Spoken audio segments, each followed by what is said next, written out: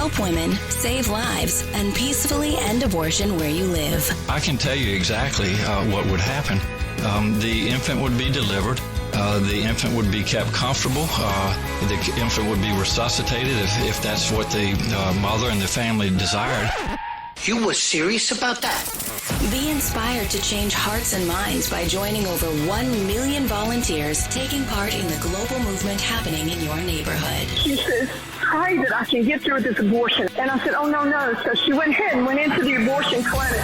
And she just came out. She told us, I'm not going to get the abortion. We just had a baby saved. We had a baby saved in Memphis today. Praise the Lord. This is the 40 Days for Life podcast with your host, Sean Carney.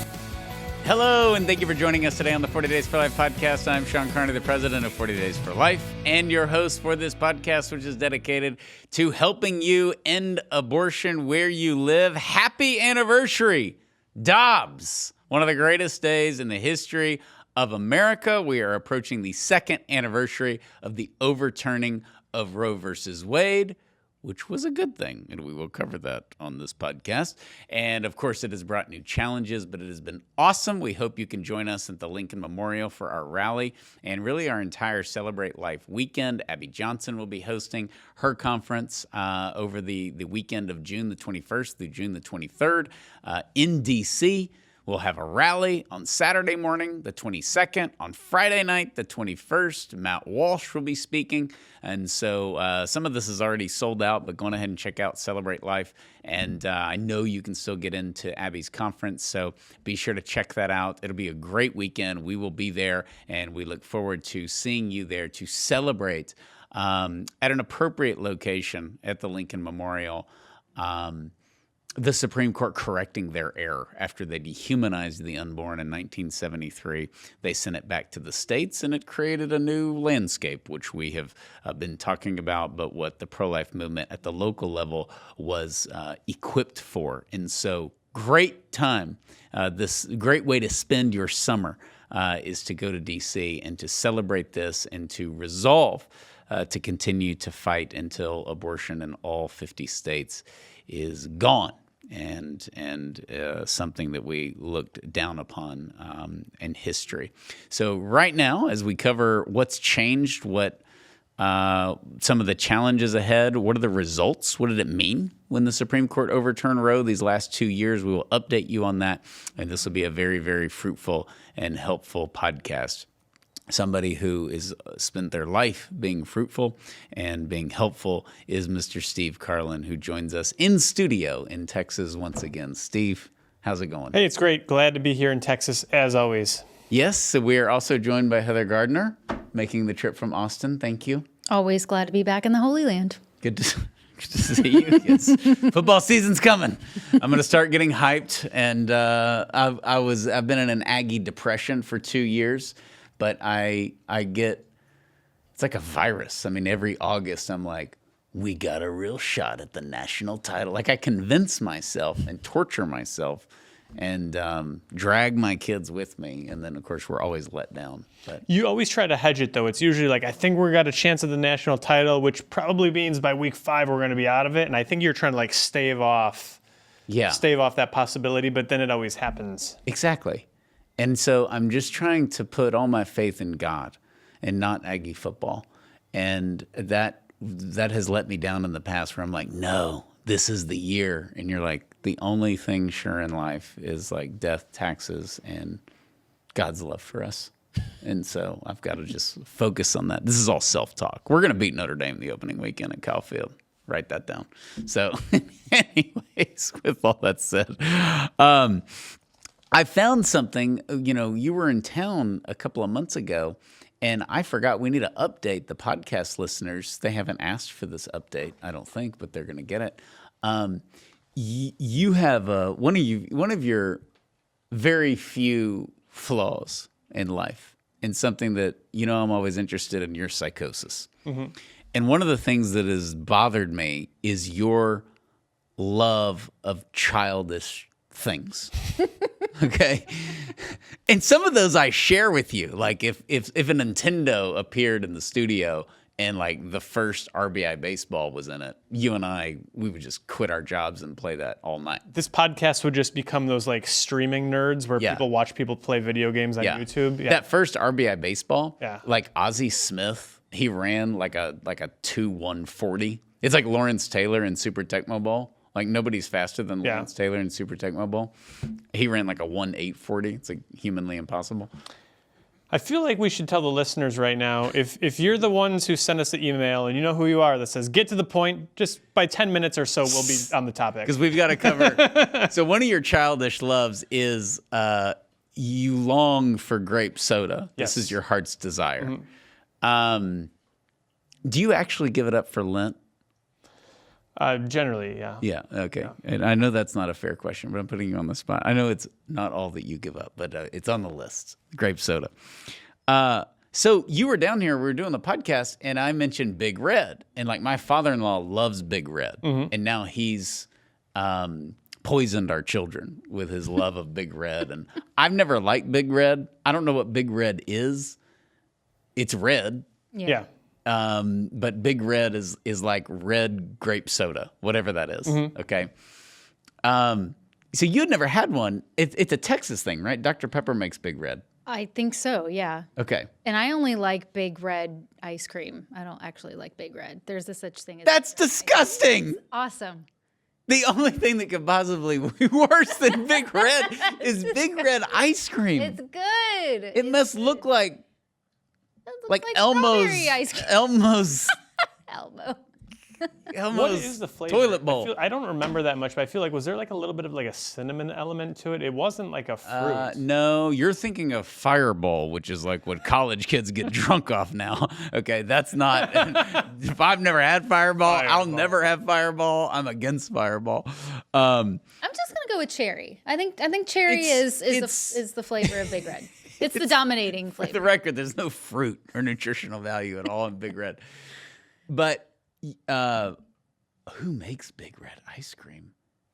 My family did. We made homemade ice cream. Oh, this is like a problem in your family. This isn't like a corporate. There wasn't an executive or board meeting. It's not Bluebell. Bluebell. No, it's not Bluebell. Not that I'm aware of. Bluebell has Dr. Pepper ice cream. Yes, they do. Which is freaking awesome. Yes, it is. Okay. Yes, it is. I don't know how they did it. It could have easily been nasty, and Dr. Pepper ice cream from Bluebell is amazing. Mm-hmm. Okay. Back to Steve's issues. So we'll put it on the screen for those watching the YouTube. Great reason, actually, to switch to YouTube and watching the podcast. We went to Buc-ee's after we recorded those podcasts, and you bought a Big Red. Yeah. Yeah, it was fine. I can't say I loved it, but it's definitely better than water. All right. I don't know what to say to that. But you love all the Orange Crush and the Grape Crush, and then there's another brand. Fanta. The one you made fun of me for was the generic soda brand called Faygo. Yeah. Good stuff. Really sounds scary. I don't want to have anything to do with anything called Faygo. You know what you're missing. Unless it could be like a cool sports car or something. It sounds like it could be. But were you ever into Shasta? We had Shasta. I think that's never heard of it. Oh, yeah. That's a Southern thing. Forgot about Shasta. Shasta was poor man's all of that. They had root beer. They had cream soda. The cream soda is actually really good. Mm-hmm. And they had like grape, orange, red, yellow, and it was just Shasta. It was good. I mean, we grew up on Shasta. I don't know if that company still exists. I don't know either. Probably multiple like health violations or something. So this created an idea for us. You're going to give us your top 5 favorite sodas of all time. Yeah, this was inspired by last week when you brought up Surge, which is my number 1 soda. Surge is like, Surge. So that is just like Dom Perignon, like nothing. Get out the crystal wine glasses that we used at our wedding. We're having Surge. Like I don't know when Surge was last produced. When I think about Surge, the number that comes to mind is 1996. Yeah. And so it's kind of like you got that nostalgia factor. It's bright green. It looks like if you melted down kryptonite, I suspect. And it's loaded with caffeine and sugar. And it reminds me of some simpler days. It does. I think this is one of the few things that maybe the Clinton administration got right. I think they probably banned Surge. And I'm a small government guy. I don't want the government interfering with our business. You should be against them. You should be for abortion. But But yeah, that whole, I think the government had to shut down Surge. It got banned from our school, and we were a private school. We used to be a proper country. I don't know if it's good to have a bunch of like high school kids doped up on Surge all day. I forgot that it got banned from school. Banned from Oh my the schools. gosh. It got banned from the public schools Yeah. because the caffeine is like 10 times that of a Mountain Dew. Wow. So you know the history of Surge. If we're going to, there's a lot of listeners that are like, I remember Surge. What happened to it? So How did Surge come about? the Coke company needed to compete with Mountain Dew, which is also an excellent soda and one of my top 5 of all time. And Mountain Dew is made by Pepsi. Yes. Okay. Yes. Not to be confused with Moon Mist or Mountain Mist. There's a lot of different generic ones. What about Squirt? Sierra Did Mist? what did Dr. Pepper make to compete with that? Squirt? That's a good question. I don't know. Squirt, I would drink Squirt, and I would get made fun of for drinking Squirt because like you're only supposed to use it for like making alcoholic mixed drinks. I'm pretty sure. You shouldn't even use it for that. Squirt Right. to me has no redeeming value. It's on my big red. My sodas are like my children. I love them all. Wow. Yeah. So Coke wanted to compete with Pepsi's Mountain Dew, and so they phased out Mellow Yellow, which apparently wasn't getting it done. They brought in Surge, and they got it right. They succeeded. But apparently we can't have nice things, and so they went back to Mellow Yellow at some point and gave up on competing. But Surge showed up in like 95, 96. It's mid-90s for sure. Like, Do you know what inspired it? I have a theory. No. Days of Thunder with Tom Cruise. Okay. His car was Mellow Yellow. His NASCAR. So I was a kid. I had no idea what Mellow Yellow was. But I knew Days of Thunder and Tom Cruise. And of course, he had just come off, this is like 90, 91. He had just come off Top Gun. I mean, he's like one of the biggest stars in the world. And then he gets a Mellow Yellow car. And my hypothesis is that Days of Thunder forced Coke to compete with Mellow Yellow because of the movie and the success of the movie. Okay. It's just NASCAR Top Gun, except not nearly as good as Top Gun and way cheesier. And like Tom Cruise is a redneck good old boy NASCAR driver. It's just not very believable. But Robert Duvall's in it. He's fantastic. But Mellow Yellow is the car.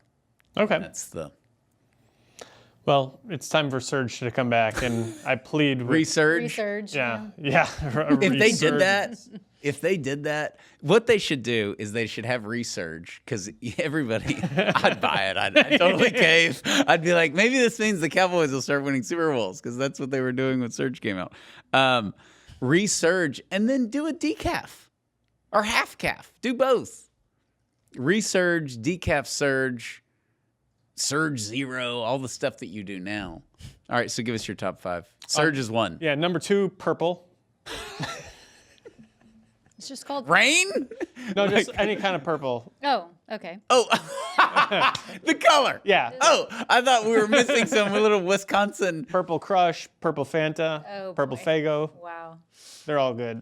He's not even saying great, which I just- appreciate. Yeah, purple. You're not even trying to give it dignity by assigning it a fruit. Okay. I'm friends with my doctor, and when you're friends with your doctor, there's just nowhere to run. And so he was over for some family thing one time, and I poured a glass of purple soda, and like the bubbles were unnaturally just colored blue, strange. It looked like fluorescent. Great. So I just looked over to my doctor and I said, "Doc, don't worry, it's organic." And he said, "If you can eat or drink it, by definition, it's organic." And that's how I knew I picked the right doctor. That's great. This is why I'm not friends with my doctor. It's just strictly a professional relationship. Yeah. Okay. So anything purple is 2. Yeah. Yep. Is this going to continue? What's 3? Anything orange? No, 4 is orange. Orange made the top 5. Okay. 3 is Mountain Dew, and then we'll put for number 5, we'll get back to colors, and it'll be Mountain Dew Code Red. Oh gosh. Mountain Dew Code Red. Mm-hmm. Oh, I think red I've seen Mountain that. Dew. That's gross. Yeah. What are your favorite? Do It's you have all any gross. normal drinks that you like? Yeah, Dr. Pepper, cream soda. Yeah. Yeah. Yeah. Those are mine. Yeah. Yeah. Okay. We're normal. Yeah. You're not. Just amateur. Yeah. whatever. Yeah. Purple. Purple. Yeah, that's sophisticated right there.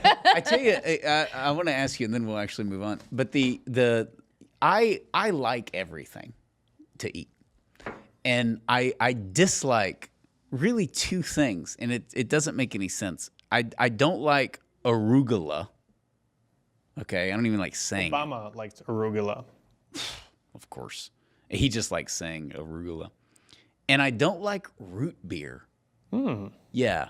I do like root beer, so we're at My a kids love it. we're at a difference there. Lisa loves it. I do not like root beer. Root beer floats. No. Once again, ice cream. They could put ice cream in. I still didn't like it. It's fine, but it's no Surge and it's no purple. Oh, okay. The more we talk about Surge, the more I think that there's some potential there.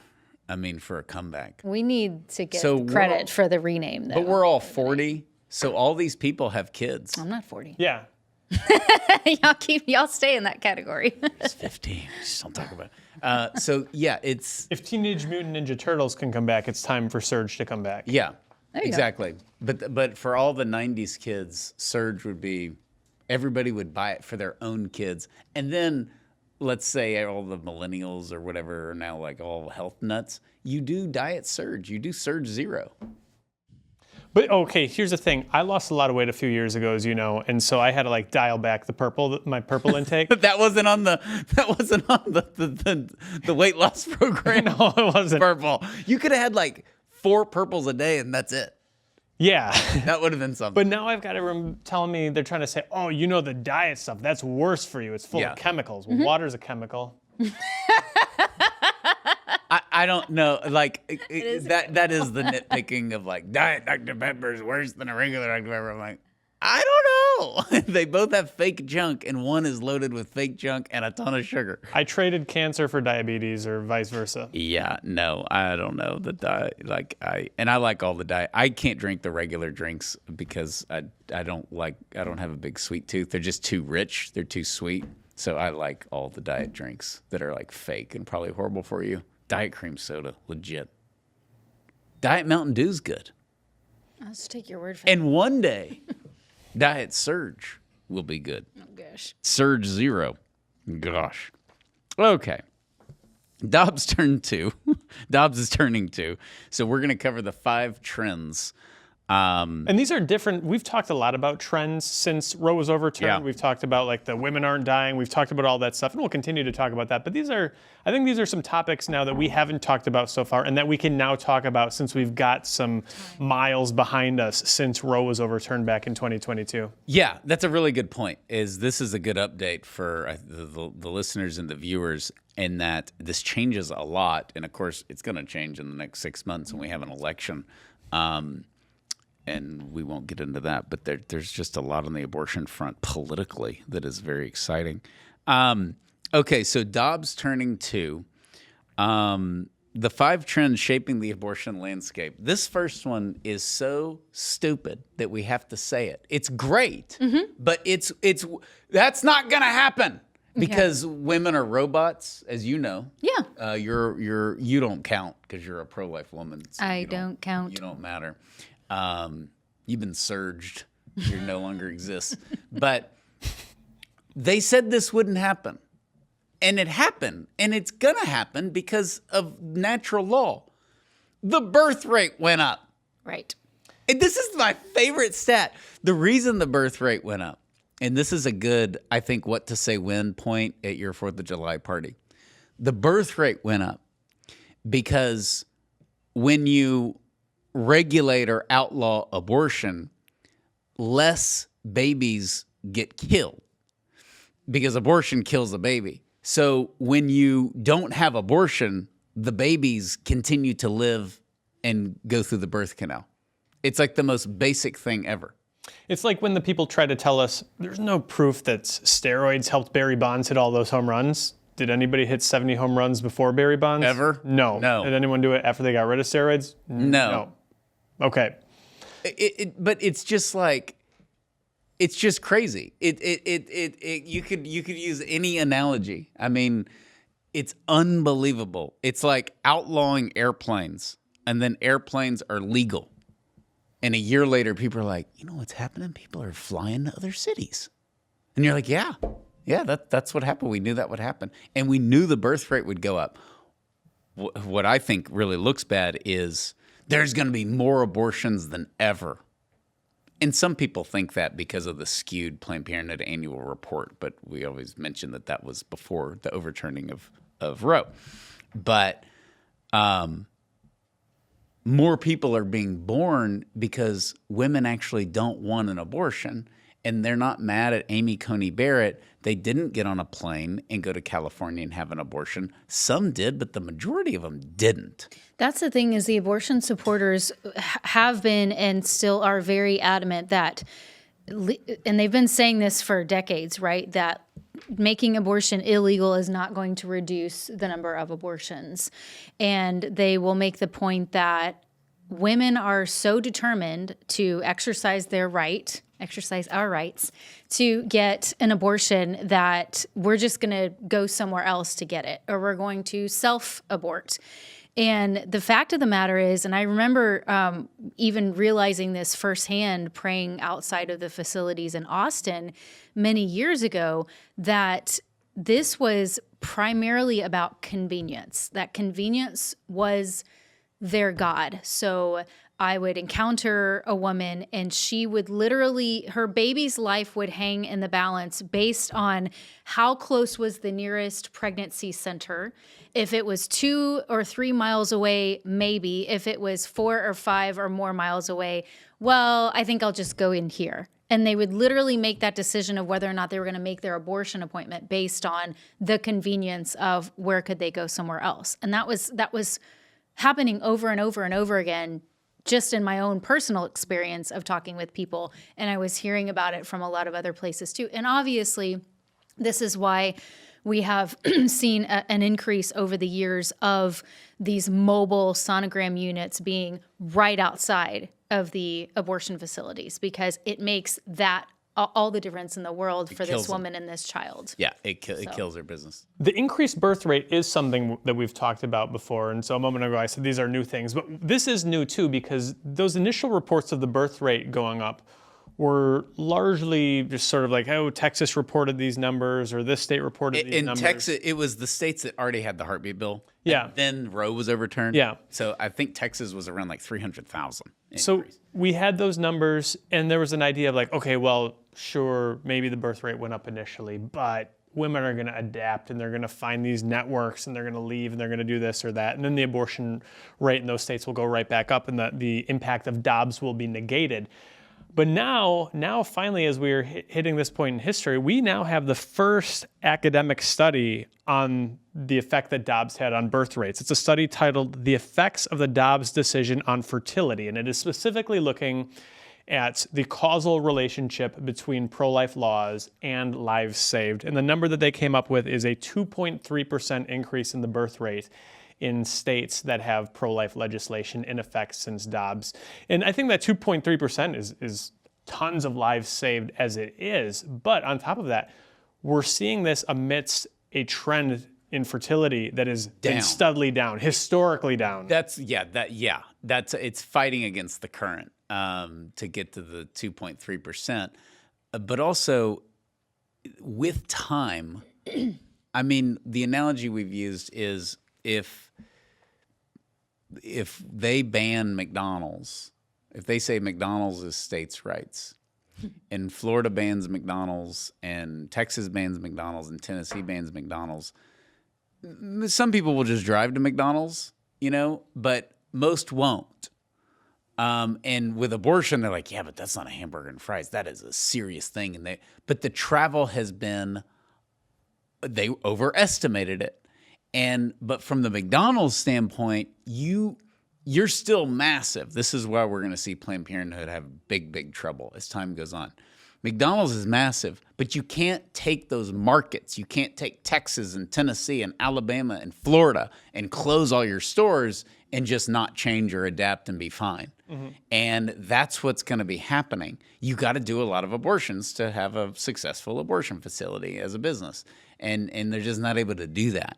And so, but what's happening is that people are choosing life, and deciding to parent or give the baby up for adoption or whatever. But the fact that there's a direct correlation with pro-life laws and the birth rate going up, to me, makes like average pro-abortion supporter uncomfortable. I mean, as Heather said, if the difference between 2 miles and 3 miles or 3 miles and 4 miles to your pregnancy help center can tilt the scales, imagine what it does to have preborn life protected for the entirety in your state. That makes a big difference. I think you hear this talking point a lot. They're like, well, if a woman is determined to get an abortion, she's going to find a way. And I don't necessarily disagree with that. I think that probably is more true than it is false. And what that proves to us is that a lot of women getting abortions are not set and determined on getting an abortion. The small thing either way can tilt them one way or the other. And you can find research out there that shows the most common sort of factor in a car that tilts which car you're going to buy. You know what that is? Cup holders. And so these little things where nobody sets out to buy a car based on cup holders, but you got two, I like this one, I like that one, I like the cup holders in this one. I look at cup holders. That's a number one or a top just determining factor, though. There are some studies that show that. Mary Lisa's van's the worst. We have like 5 cup holders. They won't hold any cups. They're in bad locations. Yeah, no. So you wouldn't like tell anybody that like that's and you wouldn't like I don't think anyone is deliberately choosing which car they buy based on cup holders. But you look at your options, I'm kind of on the fence. And that's pre-Stanley. Now the Stanley craze. Yeah. These people are like in a cult. Yeah. And my wife was participating. But they're trying to make it to where you can have the jumbo size cup with the normal base to fit in a standard cup holder, which is hilarious because if you think about it, this is affecting your daily life. I know. Cup holders in your car. That's so funny. But people walk around with water bottles now. I mean, that's just like a thing. I just have the helmet with the straws and drink my purple right out of it. Drink your purple. That's so creepy with the tubes and the purple coming through it. Big fan. At least be more subtle and have the backpack. Exactly. Okay, so here's the landscape has changed, and we kind of knew this was coming. But Planned Parenthood basically had a strategy. We're going to go state to state. We're going to get this in the Constitution. We've lost that. It's 7-0 in states where it's gone on the ballot, post-Roe. Not state constitutions, but when abortion is on the ballot, we've lost 7-0. There are those 23 states, though, that already had the trigger laws and had pro-life laws implemented immediately when it went back to the states because we couldn't do that. That was one of the problems with Roe, is that a state couldn't regulate abortion. It would go to the Supreme Court. On and on and on, and it was a headache. Now that's gone, so you have 23 states that have passed pro-life laws. You have 7 that have passed pro-abortion laws. We'll be putting a lot of emphasis on Florida, as many people will in the pro-life movement, because it's a huge state for the abortion issue. It also has the heartbeat bill. Yeah, Florida is ground zero. And so you mentioned we've lost 7, pro-lifers have lost 7 ballot initiatives or referenda in a row. However, we've got a couple of big butts here. And one of those is Florida, because we don't need 50% to win Florida. We need just 40% to win Florida. They need 60% of the voters to approve this amendment to legalize abortion and overturn. Is that just the way it works in Florida? Yeah, it's their 60? Constitution. Okay, that's interesting. Yeah. That's hard to do. Yeah. Yeah, which is why this is a great opportunity to break that losing streak. And we've talked about before how when it comes to referenda that were about same-sex marriage 10, 15, 20 years ago, the homosexual advocates had lost 32 straight ballot initiatives and then unbroken streak of victories ever since then. And so I think we need to look at that as something of a model. Okay, so we lost a few battles in the early going. Yeah. That happens. It's not unexpected, and now we've got a chance to break the streak in a big state. A little while back, we did a sort of a research report on where are abortion facilities located in America, and Florida is one of the biggest states for abortion facilities. It's, I think, overall a pro-life state, but they have more abortion facilities in all but a handful of states. They have the highest abortion rate in the country of states that report their abortion statistics. So it is an abortion sort of ground zero, particularly when we think of where it's located, where Alabama, they're going to be going to Florida. Georgia, going to Florida. Perhaps some from South Carolina, depending on what the judges in that state decide in a given week. Tennessee. And so Florida is kind of like the abortion mecca of the South. And if pro-lifers can get to 40% of the electorate plus one in November, you're kind of taking abortion off the map of a whole region of our country. So this is a big opportunity. The trend line is bad. We've lost a lot so far, but we've got a good chance to win here. And once you win, you can win again. Well, so what's like the Karl Rove angle of what else is on the ballot? Because one thing that they're all going crazy in Florida about, we're going to go and we're going to vote for abortion in Florida. But I don't think it's that easy. Donald Trump is extremely popular in Florida. I mean, he won it handedly. And DeSantis, of course. But even in 2020, DeSantis was like popular, but he wasn't what he is now. I mean, now he's, was a presidential candidate and he's much more popular. And DeSantis has Florida Democrats voting for him. I mean, what did he win, by 20% or something in 2022? He's not running, right? So because he won in 2022.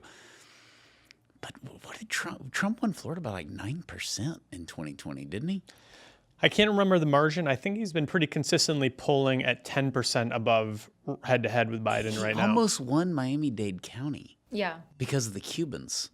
That was big, yeah. But the Cubans voted for him because they don't like communism, and therefore they didn't want to vote for Biden. That was 4 years ago. I mean, now we've gotten away from all that. No, it's been worse. It's gotten worse with all of that. The DeSantis Disney victory, I think, I just don't think the Floridians are going to care about abortion to the level that people think. That overall, it's been a pro-life state. It was a pro-life state under Jeb Bush. They have great, pro-life groups. 40 Days for Life is huge in Florida. This notion that somehow they're going to detach themselves from the Trump, and they can go in and they can vote for Donald Trump and they can vote for the abortion stuff, but I don't know. This is why, as we've talked about, Trump's messaging, which at times has been awful on abortion, is very important. Because you don't want, if he distances himself from it, then he'll get a lot of supporters in Florida that say, well, I'm going to vote for Trump because I'm in Florida and he's been great and blah, blah, blah. But I'm also going to vote. I'm going to kind of balance it out and vote to put abortion in the Constitution. But the voter turnout, I think, helps us in Florida because Trump's so popular. Yeah, for sure. And let's say it is a 55-45 race in Florida. I think that would be a reasonable projection. Of Trump winning? Yeah. You can imagine, okay, of that margin, maybe the abortion supporters get to 50%, maybe 51, 52, 55%. They have to get to 60%. And so you're looking at like Trump winning by, with 55% of the vote, you'd have to see like almost more than a quarter of that Trump vote defect to vote in favor of abortion. That's a heavy lift. I will say, to be fair, since we don't just give out good scenarios but bad ones, if we lose, because there is a scenario where Trump wins Florida and we get crushed on abortion, that's a huge victory for the pro-abortion folks. That's a mushroom cloud. Oh, that's a massive, massive problem for the pro-life movement. Yeah, you're building from scratch at that point, and which we're prepared to do. But totally. But the sometimes we don't get our worst case scenarios right, and that's not a worst case scenario, but that is Florida is winnable for the reasons we just laid out. They need 60%. It's gotten more conservative. It's gotten more pro-life. They love their governor. They love Trump. And if we're going to win one, it's going to be that. Mm-hmm. And to me, this would be like Ohio times 10 if we lost. Yeah. So just as an FYI. But that's how the landscape has changed, is you have situations like that where, and in all this said, ironically, Florida has the highest abortion ratio in the country. Well, the Supreme Court, when they overturned Roe, there was clarity in that decision. We're not ending abortion. We're giving you guys the opportunity to end abortion. And we've got the opportunity. What are we going to do with it? Which, by the way, obviously we all believe that we need to recognize the 14th Amendment. Mm-hmm. And we don't get to go into our state and be like, Puerto Ricans aren't people. Vote on Tuesday. Unborn aren't people. Yeah. Gay men aren't people. We don't just get to take a segment of our population and dehumanize them through a vote. It's inappropriate to have this on the ballot. But with that said, everybody blames like Trump for ending abortion or us even, like you bigots, you know. But the Supreme Court overturned Roe. Mm-hmm. Trump didn't do it. He put the justices on there, thank God. But this was the Supreme Court correcting their error, and they decided not to go the route of the 14th Amendment. I think only Thomas wanted to, but the others didn't. Yeah. One of the things that were some smaller victories, even though a lot of these state constitutions, essentially these votes have not turned out very good, is in places like San Antonio, Texas, where they were basically like, we don't like what the state says, we're going to vote within our city to allow abortions. Like, we're just going to go against the state law, which I'm still not sure to this day how that would have happened if they would have voted that in. But thank God that didn't pass in the city. Well, that's like saying, well, we're going to sell heroin. We're our own country. But right. And then it's like, but if nobody's going to, like, it has to go up higher and higher levels, and somebody from the governor's office and attorney general's office has to come in and say, hey, you're not enforcing state laws. We need to get you out of office because you're doing your own thing and you're breaking a bunch of laws here. But they're going to keep trying. Yeah. Those sorts of things.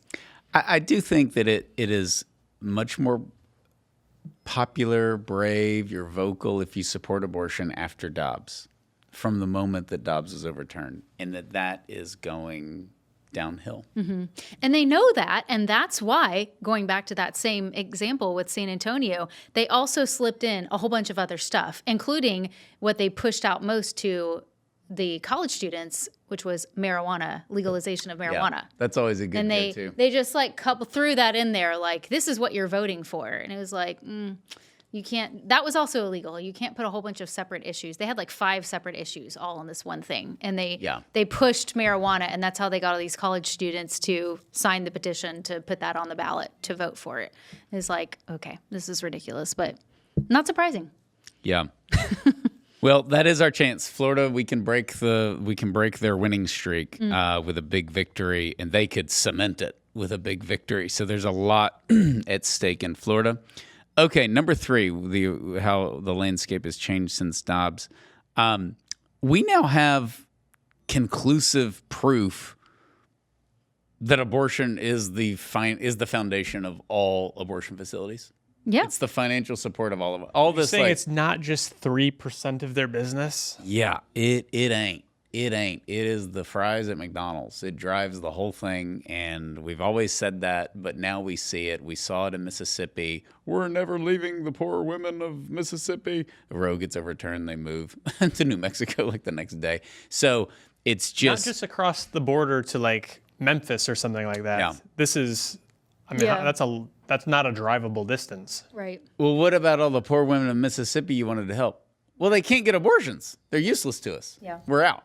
Women's Health in Texas did the exact same thing. What I thought was super hilarious was that they had posted in 2021 all over their social media. I took screenshots of it right away because I knew this was going to be funny later. But they posted, we're not going anywhere. Women's health is what we're all about. No. And yes, they said we're here to stay. And then less than a year later, it's like, bye, see you later. They were packing up, and they were the only abortion chain. And we don't have a lot of abortion chains in Texas, but they were the only one of the more well-known ones that admitted without abortion, we got nothing by the time 2022. It's hardly whole. Yeah, exactly. Whole women's health was just abortions. It's crazy. And then also another Austin example of that, we had an independent facility. It's the longest running facility in Austin. They are open still. They have not closed. They're still selling the product, trying to get women to get it either through the mail or go over state lines. But they have been posting lots of big, desperate pleas for financial donations. We're on the verge of closing. Those are the exact words they've used in some of their media stuff. Of course, they've all got this super sympathetic media, local media. Oh, we need to help them. We need to boost their fundraising, that sort of thing. But it's like, Well, I don't understand. If you are all about women's health care, there's still women here and there's still women that are low income that need health. Why would you be suffering? Like, I don't understand. The states are banning abortion. They're not banning cancer. They're not banning all the other things that they allegedly are there to provide the whole health of the woman. Mm-hmm. I think they're going to close, and that's why they do that, because they know they're going to close, but they also know they can raise a lot of money by closing. Because they're threatening we may have to close, which is totally true. But they know that they're closing. They're just trying to raise a bunch of money, which, I mean, It's also a well you can only go to so many times. Yeah. Like, when you see fundraising that's based around some phenomenon, some event, it's kind of a one-time like shot in the arm. Like some of the charities that were founded after September 11th are struggling because are people still moved by September 11th the same way they were 20 years ago? For better or for worse, no. I mean, I wish they were, but they're not. And same thing, like remember, it was a decade ago, the ice bucket challenge. Like everybody's dumping buckets of ice water on people's heads, and it raised a lot of money for research. Lou Gehrig's disease, and then, is that I think what so, it was yeah, for? ALS. Yeah. And then that kind of went away. And same thing here. They've gotten this immediate, as soon as the Supreme Court heard and decided the Dobbs case, a lot of money came in, but it didn't last. And now they're kind of, a lot of them are in this on again, off again state where abortion's legal. Okay, the court's had an injunction. The injunction's gone. It's back and forth. And what some of the abortion facilities themselves are reporting is they can't keep staff. The staff would rather just go get a job that they know is going to be around for sure in 3 months or 6 months or a year. And even if they're able to hemorrhage enough money, or clot the bleeding enough to stay open, there's still not enough certainty for them to be able to staff the place. Yeah, the turnover, and that is aside from just morale being at an all-time low post-Dobbs in a lot of these abortion facilities, and there's just not a whole lot going on. And they are going to end up closing. Planned Parenthood will need the cash. They'll need the real estate. They'll do fine. They'll sell it. They'll cash out, and they'll go to Colorado or they'll go somewhere else. And they'll put out those regional abortion chains like Whole Women's Health. They were big. They were a legitimate competitor of Planned Parenthood in Texas, but they can't survive, in a post-Roe world. So Planned Parenthood will be the interesting one to see because they are competitive. And if it was just one big company, it'd be different. But they all are their own little CEOs competing. Planned Parenthood North Texas, Planned Parenthood Gulf Coast. And it's very competitive, very cutthroat. And so, eventually they're all going to start selling their real estate and going somewhere else. But I think the morale, I think the stability, I think one mistake Planned Parenthood made immediately when Roe was overturned was they were like, and now we're going to do transgender surgeries. Because the problem with that is that your own donors think, oh, yeah, well, that's great and that's needed and they'll make a lot of money with that. And they won't. Not the kind of money they were making with abortions. Right. So yeah. You don't see 1 in 4 American. No. That's a pro-life myth. A lot of pro-lifers are like, they're making so much money. No, they're not. You can't go from doing 40 abortions a day to transitioning 80 people a week or 80 people a year, and make up that money. We saw that when we looked at the Planned Parenthood annual reports. The previous year, the other services, including trans stuff, had been up 1,500%, and it shot down again this year, probably because there's just only so many people willing to mutilate themselves. Okay, so the next trend is what we touched on, which is women are going to travel out of state because they got to get abortions. This is a big Whoopi Goldberg thing, and that's just not adding up. So the HRS administrator, Kathy Kleinfeld, she said, people are definitely going to need pro-abortion ultrasounds. Pre-abortion ultrasounds. They're going, very important. They're going to need follow-up. And if no one is here, they're going to go to crisis pregnancy centers. Dun, dun, dun. Where they'd get free ultrasounds, by the way, and not pay you.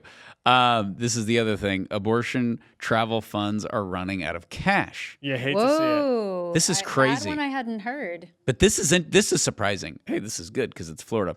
Donations to the Tampa Bay Abortion Fund. What's their T-shirt look like? Donations to the Tampa Bay Abortion Fund dropped 63% in 2023. Bet you they surged in 2022 with the overturning. They dropped 63%. That goes into your 9/11 charity example, which is a good one. People they don't have the attention span. Mississippi Reproductive Freedom Fund co-founder Lori Bettram Roberts said, "We have less investment." Simple as that. 4 words. There's another thing going on, and I know we're not getting too much into politics, but all charities kind of take a hit in political years because big donors and donors in general, they give to political candidates, so they give less to charity. Churches experience it. We experience it. A lot of people experience it. All that said is that the liberals are wound up about abortion. And it would be the perfect time to have a wonderful, well-spoken abortion advocate leader like, I don't know, Barack Obama. They don't have that. They have a guy who doesn't know what's going on, literally. Maybe it's not his fault at this point, but Biden doesn't know what's going on. He couldn't inspire anything in any liberal or conservative, except maybe voter turnout and the idea of the conservative. That's a problem. Like, there's no adult in the room for these people. And the whole, I know that Trump has like the cult people that are crazy. And then he's got, I think, a majority of people that are like, Biden doesn't know what's going on. We need somebody who's competent. And Trump also has an advantage in that people are like, I don't like him. He's bombastic, but I think he can fix some of the chaos because it's a little chaotic. And that was how Biden beat him in 2020 was, come on, man. We just got to hang out. Like, calm down. And Trump was like, you don't know what's going on. Hunter's a criminal. And Biden just took it and was quiet. And it worked. It worked because Trump was the chaotic candidate. How ironic is it now where Biden is the chaotic candidate? And that to me goes into a huge advantage right now of not just politics, but like the abortion movement doesn't have a leader. The CEO of Planned Parenthood is a ding-dong. If you are Planned Parenthood right now, you've got to be like pulling up under the cover of darkness at Cecile Richards' house and saying, name your price. Yeah. You get the jet, you get season tickets, whatever you want. Like, they just have to go after her and bring her back. She could launch research, as part of it, the drink. But like, just, there's got to be, they have no spirit. They have no life. They have no, It's not just financial, though, on this travel issue. Like, their travel funds are way down, but this Mississippi Reproductive Freedom Fund that we talked about a moment ago, they claim they were helping 20 women a week leave Mississippi to have abortions, and that number is now down to just 2 or 3 a week. So we're talking upwards of a 90% decrease in the number of women who are leaving. Yeah, so 20 women a week are leaving Mississippi to go get abortions right after they overturn Roe, totally knee-jerk, and then a year later it's okay, but could this be because there was an increase in all of these new funds that were forming, so they're just being distributed across other funds? I don't know. I'm just wondering. I don't know. They're having a hard time. Because we've had quite a few third-party funding groups in Texas that popped up after Dobbs saying, we're going to help you travel across state lines. Here's what's hard about this. This is like because I think about that too. This is like the CEO saying, I'll pay for your abortion. And you're like, wow, that is so nice of them to kill the baby so that they can get back to work for corporate America.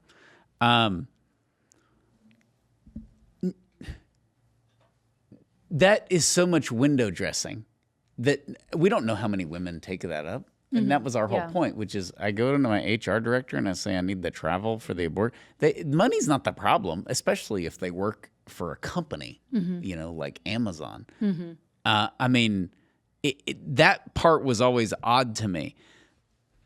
I think that these abortion funds are a scam, and I think it brings in money, and like most scholarships, nobody even knows it exists. It's a statement, right? It's like Trump gets convicted and he raises $54 million in the next 24 hours. Like, Great. You're not doing it so much because you think that your $100 check is going to get Trump elected. Yeah. This is like you're fighting back, you're lashing out, you're angry, Yes. and this is the way that you express it. But so does a woman who just found out she's pregnant and lives in Austin or Mississippi and is terrified, how did she know where these abortion funds are? I know you have to like Google it, but like it's not that simple where you know, and even for that Mississippi Reproductive Freedom Fund, 20 women a week. There were more than 20 abortions a week in Mississippi. Yeah. So- I thought that was low when It's very low. Yeah. And now it's 2 to 3. Still 20 too many, but I just yeah. don't think like Taco Bell has a college scholarship. Did you know that? No. Me neither. They've got a lot Cinnamon of twists. But like the Mountain Dew flavors the at Taco Bell. the guidance counselor at my kid's high school like went on about Taco Bell has a scholarship. And she's naming all these random things. They got a scholarship. And they're like, they never give it away because nobody applies. Or there's like, I don't want to apply at Taco Bell for a scholarship. Yeah, write that down for your son. Yeah, he's going to be a senior. But like that happens all the time. There's like a scholarship website, and it's just all these college scholarships out there. Because the company does it, they write it off. As Kramer said, you don't even know what a write-off is. They write it off. But they write it off, but the money, nobody applies, you know? Now people apply for the 40-40 scholarship because ours is amazing. We get a lot of applicants, but we like promote it and it's a little niche and all that. But like the Human Abortion Fund, mystical thing that was founded 6 months ago. Like, give me a break. Who knows that exists? The other thing is that this isn't. It's different. Like when your child has leukemia, and there's a whole network of like, this is how we get health care. It's going to be free. St. Jude's, CHOP in Philadelphia. Like you're going to be able to. Abortions happened all the time, and now all of a sudden there's abortion funds, and you're supposed to find them. And I still think that the stigma makes people not want to ask for the money. And you know, if you were going to go seek out that network of funding, who would you be inclined to seek out? Probably the aforementioned Jackson Women's Health Organization that got out of town on a rail. That is gone. We talked earlier about this study that showed that the birth rate increase in pro-life states has been durable. It has persisted after, now that we're 2 years post-Roe. And we've got a great quote here from one of the authors of that study, maybe the author, Caitlin Myers, Professor Caitlin Myers, economics professor. She said, "We heard a lot of speculation around the time that the abortion bans were beginning to be enforced, that people who wanted abortions were all still going to find a way. They were going to travel. They were going to mail order medications. They would find a way. I think it's important to understand there is a large minority of people, probably around a fifth of people living in banned states, who have been trapped, meaning they haven't found a way. They've been trapped by distance or poverty or other factors in their lives, and as a result, there's an increase in births that are occurring for a particularly poor and vulnerable population." And we can't have that. There's a lot in there. The poor babies? I said this Kill them all. not so, I think recently, but it bears repeating again. There was a state senator of Texas who spoke at a fundraiser for a diaper drive organization, a diaper bank organization, saying that how awful it was because they were distributing so many more diapers in Texas. And that had to do with the overturning of Roe versus Wade. All right. I actually like this lady, Caitlin, because this is why you should want abortion, is for eugenics. This is Bill Maher's point. Yeah, there you go. We won't miss you. Yeah. And so There you go. if you don't want poor people, if you don't want black people, you don't want brown people, you don't want any poor, those neighborhoods. No, trailer trash. Your rednecks, everybody. Abortion is your friend if you want to try to make heaven on earth. Many people have tried it. Hitler failed. Mao failed. Stalin failed. But eugenics was their tool. That's how they did it. You conform to this. You have this. You cannot be disabled. You cannot be whatever, a girl in the case of being in China. But the poor is the first. Poor minority women need abortions. That's how they've sold it. They do it with a smile on their face. They do it while they talk about how much they love humanity because they hate people. And so they love humanity. And we got all these poor kids. And that's the reason to support abortion. Now, besides Bill Maher, nobody will openly say that. But that lady is being honest. The diaper guy is being honest. It makes everybody uncomfortable, as it should. But it's based on eugenics. Some people should be here, others shouldn't. And abortion is the most effective way at cleansing. You're not going into some village. This isn't Rwanda. We don't need machetes. We're not going through the forest. We're not going through tents. We're not looking to, we don't have to round up the Jews. We don't have to do any of that stuff. We can have our own little clinics, and it can be kind of tucked away, and the people going in for it are convinced that it's a good. It is the most effective cleansing ever produced in the history of the world, and that's why there's 78 million a year in the world.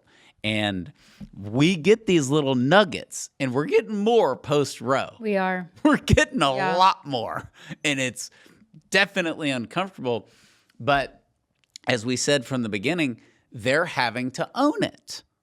Because we're not in reproductive right world. We're not in Roe's, the law of the land world. That's all gone. So is abortion good or bad? We say that it's bad, and they say, well, okay, it kills a baby, but we're better off without the baby. And that's the answer.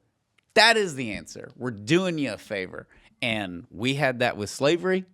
Well, you see what happens when you free them. You'll see. You'll see. There was a lot of that. And we definitely saw it with the Germans.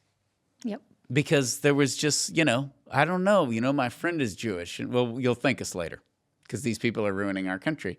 And that is the driving force is eugenics. So, but man, that's just brutal. There's an increase in births that are occurring for a particularly poor and vulnerable population. So I think the final trend is really positive, which is women are seeking abortion healing. So healing after abortion sooner since Dobbs. This is definitely, I've seen it true anecdotally in Austin and Central Texas. I stay pretty well connected with our leaders in the Central Texas area, and many of the pregnancy center directors said that they were surprised how quickly women were coming to them for post-abortion healing, whereas it's normally like a few months all the way to a decade or more later, right? Sometimes decades that a woman comes to them for healing after. This is like, I just had an abortion 2 weeks ago. I just had an abortion last week, and I can't believe, and I didn't want to do it then, and I can't believe I went through with it. Can you help me? And that was like rising. They were seeing more cases like that, but they were also seeing a higher number, an increase of women seeking abortion healing in general, of course, because this was all in the news. This was all a big talk, and it was bringing up a lot of stuff for a lot of women. So, and men too as well. So seeing a slight increase in men's healing as well. But that's a good thing. That women are seeking healing, because we need that. We are a nation that is wounded, and abortion is a big part of that. It's not everything. It's not the cause of everybody's wounds, but it really has affected so many more people than who are willing to admit. I know in my own personal life with family members, they sought healing, not making the connection of suicidal attempts and alcoholism and all this kind of stuff until years, decades later that, oh my gosh, it was that abortion that spun me deeper and deeper into all of that. So I think this is a really, really great thing. It's a great thing. It's sad. It's the saddest thing. And I said this when 2 years ago when Roe was overturned, and I'm watching the news and working and all that. And of course we're like celebrating, and it's this great thing. But I remember thinking this is a very sad or revealing day for a lot of post-abortive women, because, and I'm not excusing them. I know, and they don't excuse themselves. There's culpability for all of us, but the stat changes. But it's been like 82%, 70%. It'll go between those numbers of women say they never would have had an abortion if it were illegal. Yeah. So this was good. We were liberated. I fell for it. I had the abortion, and then the Supreme Court just says no. It was legal, so it must be right. That was be okay. How many And that's understandable. women People are felt. like, well, how could you have it? I don't know. They're 18, 19 years old. They're scared. They don't want to tell their parents they're pregnant. It's so relatable. Yeah. Like, I understand. But to then, like, for like 40 years to pass, 50 years for some of these women, and then what do I do now? Like, thanks for nothing. You know, and it's not, they're not like brushing it off and blaming, but we definitely saw a huge increase in women who questioned their abortion for the first time when Roe fell. That was a very real thing. I did, and then the sort of instant healing is happening, and that's a new thing. We're 2 weeks. I met a pregnancy center director. She said 3 or 4 women call her from the parking lot right after the abortion. Oof. One girl was still in the building. Gosh. I'm doing more research on this. I want to like write an article on it. But everywhere I go, I'm talking to folks, whether it's pregnancy center, post-abortion healing, without exception, everyone says, yeah, that we are experiencing that, where it's instead of years or decades, it's days or weeks or months before they seek healing. And one of it, as you both have mentioned, is just the overturning of Roe has caused the reassessment, that reawakening. A couple of other factors I'm finding, though, are I've talked recently with one woman who leads a post-abortion healing ministry. She thinks there's a little bit of signs of the seeds of revival in our culture right now. And I know I was telling you, Sean, earlier today about some research I'd seen where even just in the last 3 years, the number of Gen Z and millennials who identify as Catholic has gone up significantly. And so that's in effect. The other thing that I've discovered is by 50%. Like 16% to 23%, I believe it was, for Gen Z. Yeah. Which is a tremendous increase. Long way to go, but a good sign that you see. We think, we hear that like atheism is the future and science is the future and you don't need superstition. Well, I don't know. The younger generation doesn't see it that way, it appears. I think Fauci ruined the science kick. Once again, you brought it up, not me. I had to. I couldn't resist. Yep. The other thing that I've learned, which is very interesting to me, this has less to do with Dobbs other than the fact that the timeline matches up, is that with the shift toward pill-induced abortions, we've long heard that women who suffer after an abortion, they can oftentimes put it out of their mind. So if they don't want to be around the sound of a vacuum cleaner, perhaps, or they don't want to drive by the part of town where they had their abortion. Now the abortion is being completed in their home. And so there's nowhere to run, there's nowhere to hide. And as sad as all this is, you said it's sad, it is very sad. I'm also very happy because I'm hopeful that a lot of these women who may have otherwise suffered year after year after year after year are going to be able to spend much more of their life assured and comforted by the reality of God's mercy that they seek out sooner than they previously would have. Yep. Amen. Yeah. Yeah, it's very, very well said. And that's a good trend. And it is a sad one, but it's a good one. And that's really what we see. I mean, 2 years after Dobbs, number one, the birth rates remain up. Number two, Planned Parenthood's strategy of forcing the constitutional amendments has been working, and we have a chance to stop it or slow it down with Florida. Number three, we now know that abortion was the financial driving force of abortion facilities, not just pro-lifers supposedly making that up, but very real. Number four, women will just travel out of state, has been looking very shaky.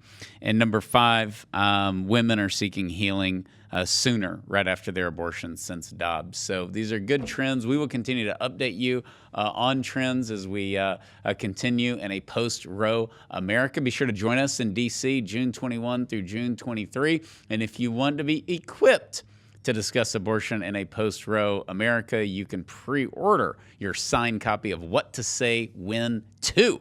There's a lot of stuff in there, including some of what we covered today. So be sure to check that out. Get it from our website. It comes out on September 10th. Pre-order for those deals. So please rate, review, and share this podcast, and we will see you next time. God bless you.